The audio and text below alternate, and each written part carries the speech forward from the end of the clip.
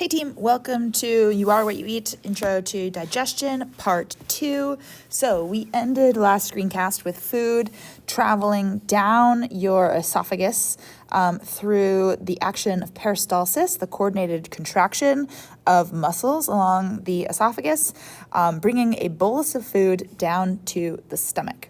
So the bolus reaches the stomach, and there's a sphincter here at the top of the stomach, which allows the food to pass through into the lumen of the stomach, the cavity of the stomach here. And there's another sphincter at the end that controls things from exiting the stomach. So the stomach is a really interesting organ. It is both muscular and covered in mucus and full of little pits everywhere. Now, these pits release gastric juice, such a great name. And the gastric juice is a mixture of mucus, hydrochloric acid, and an enzyme called pepsinogen. The mucus is important because it helps coat the food that you eat, as well as protect the cells of the stomach itself from the really acidic environment that's created here. The pH of the stomach is about 2. So it's acidic enough to dissolve iron nails, as well as most of the bacteria that you eat and other microbes that you swallow with your food. There's a specific type of cell that secretes hydrochloric acid. It's called a parietal cell. And there's another type of cell in these pits called a chief cell, which secretes pepsinogen. Pepsinogen is an inactive enzyme, but in this really acidic environment, it is converted to its active form, which is called pepsin. And then pepsin itself helps activate more pepsinogen and turn it into pepsin. This is a form of a positive feedback loop.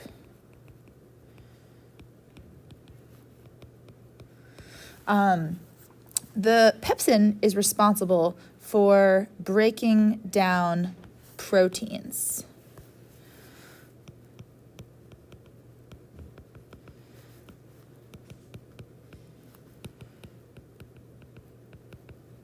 So the acidic environment of the stomach is helping break apart the quaternary, tertiary, and secondary structures that proteins take on. But pepsin is actually breaking apart the primary structure into smaller pieces of polypeptide. So this would be an example of a chemical digestion of food. In addition, the stomach is surrounded by muscles that are contracting about every 20 seconds. And this churns and mixes the contents of your stomach. And if you haven't eaten for a couple hours, you may experience these contractions as hunger pains. So when food is present, this mixes your food with all the enzymes in your stomach, and it becomes a nutrient-rich broth called chyme. So chyme is what's created in the stomach, and it's spelled Chyme.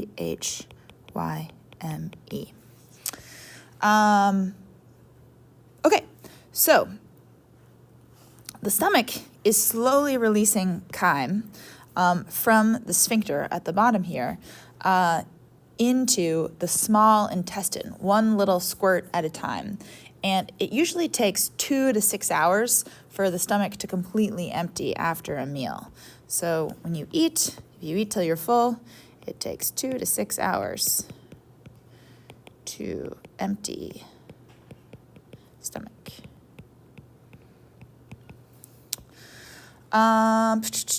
Okay, so stomach. Also an example of, just like the mouth, both chemical and mechanical digestion is happening here. The mouth is full of salivary amylase, which is breaking down starch into more simple sugars, and the stomach is full of pepsin, which is breaking down proteins into smaller pieces. Okay, so we proceed from the stomach to the small intestine. And the small intestine is where a huge amount of chemical digestion is going to take place. So the small intestine, the structure of it, it's more than 6 meters in length. That's a huge amount. So 6 times 3 is 18 feet. It's quite long, and the diameter is about the size of a quarter. And the first section of the small intestine is called the duodenum, and it's actually a relatively short length. It's about 10 inches, and this is where chyme from the stomach is going to mix with a bunch of digestive juices from the pancreas, as well as with bile produced in the liver and stored in the gallbladder. So all of these juices from the pancreas and bile from the liver and the gallbladder are mixing in the duodenum. So the pancreas produces a mixture of digestive enzymes as well as a basic solution. So this is both pancreatic juice is enzymes. Whoops, E-N. I forgot that I had blocked that out. So enzymes and alkaline or basic solution. And this is going to help neutralize the acid from the stomach, and the enzymes are going to perform the remainder of the digestion that still has to occur. So if we look over here at the different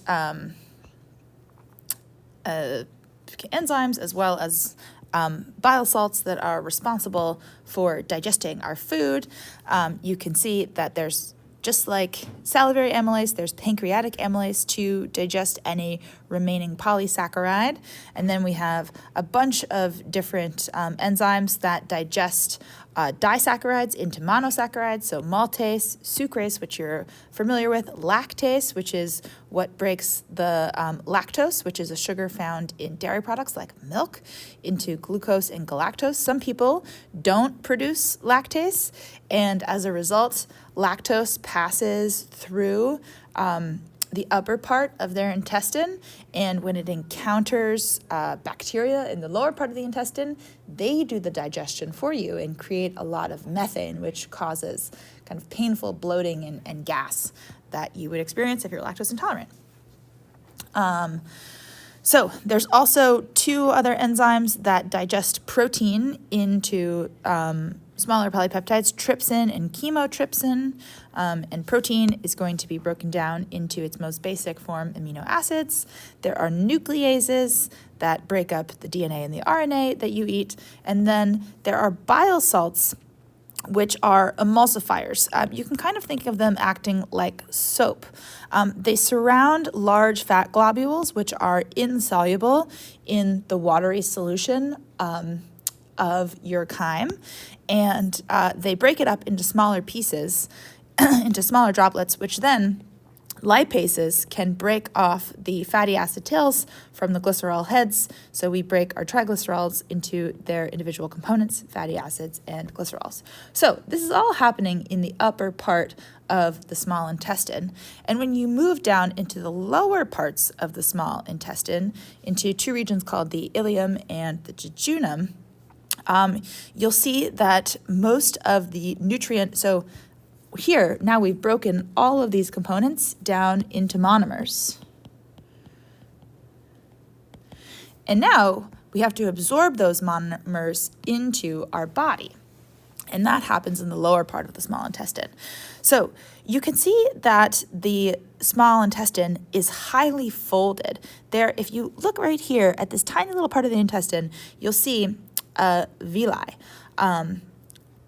singular villus. So this is villi is the plural. They're tiny finger-like projections that protrude out of the intestinal wall, and they increase the surface area.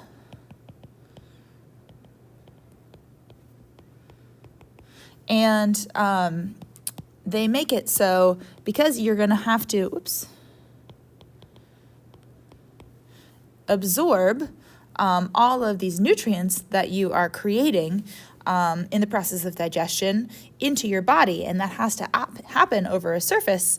Having a larger surface area helps with that. And then on the villi themselves, there are these tiny little, even smaller projections called microvilli, which again increase the surface area even more. So let's see, how much? Okay, so this is a huge surface area. I had to look up this number, but it's about 300 meters squared, which is roughly the size of a tennis court. So that's how much surface area resides in your small intestine. Okay, so you're absorbing all these monomers from the interior, the lumen of the small intestine, across the cells that line the small intestine, and the amino acids and sugars that you absorb are going to end up in your bloodstream, where they're going to be brought to the liver, and the liver is going to filter out any toxins that you have eaten, and then pass those contents off to the rest of your body. Fats are going to enter your lymph system. So you can see here that there, around your intestine, there's a huge amount of blood vessels. Right after you eat a meal, a lot of your blood is shunted to your digestive system to help you transport the things that you're eating to the remainder of to your liver and then to the rest of your body.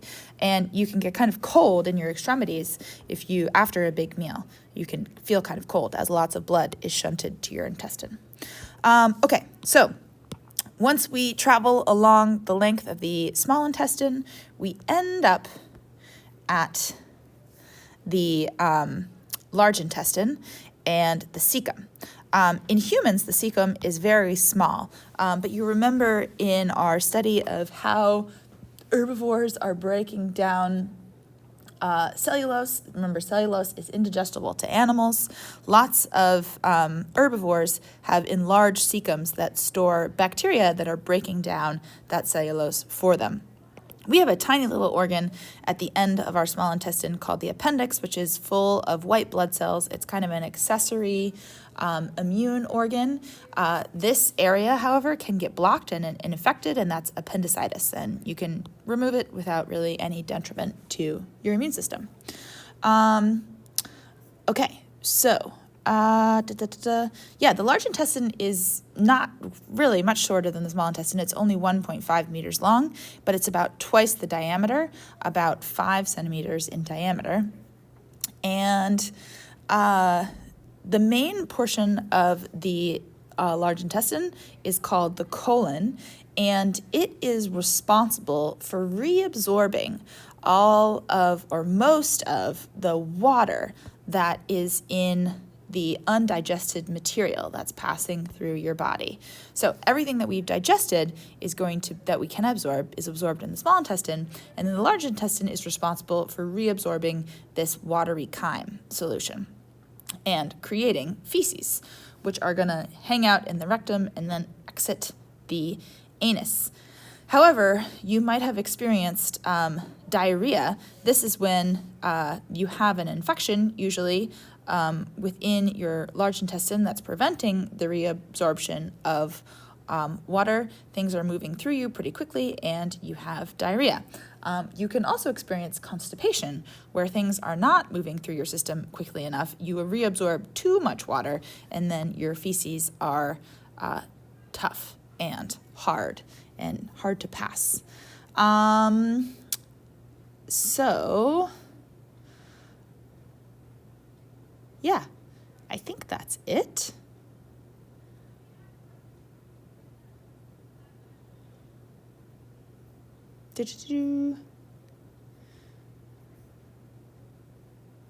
Oh, I guess the last thing to say is the remember that peristalsis, that coordinated contraction, because you have smooth muscle lining all of these organs, is these things are contracting and squeezing the food and material and then waste through your body all the time. Peristalsis is responsible for that movement. And you have two rectal sphincters.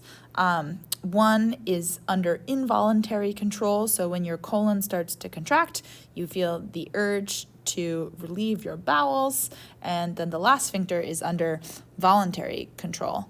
And when the voluntary sphincter is relaxed, the contents of the rectum expel feces. Okay, I think that's it. See you all in class tomorrow.